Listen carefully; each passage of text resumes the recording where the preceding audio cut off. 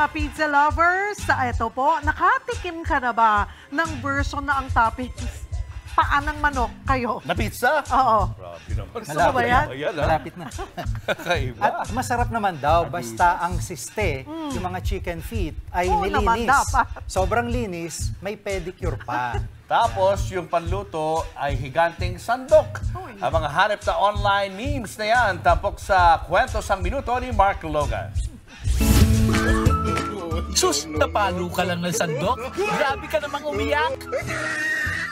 Bakit ganon? Nung bilhin ko yung TV, ang linaw ng brand. Pagdating sa bahay, ganito na, naalog siguro. Ano pong gusto niyo sa ulam na isda? Yung jumbo, sakto lang sa pang-diet.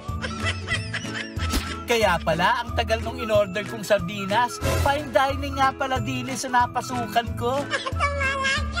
Kakamadali ko, mukhang baliktad ata ang suot ko sa pantalon. Sari-sari talaga makikita mo sa kalye. May nasa gitna ng kalye, nagchichilax.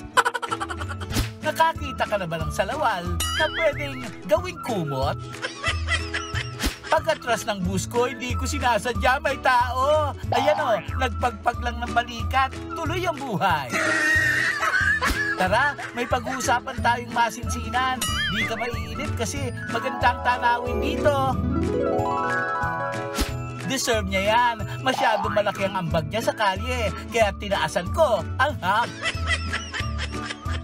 Anak, linisin mo na nga yung paa ng manok at gagawin ko silang pizza de paa. Asa na anak? Ayan. Nasobrahan ng paglinis. Pinanicure mo pa. Nagbabalita mula sa frontline. Mark Logan, News 5. Mga kapatid, Cheryl Cosim po, huwag maging huli at maging una sa lahat sa balitaan. Para sa tuloy-tuloy na talakayang sa Frontline, mag-follow at mag-subscribe sa social media pages ng News 5.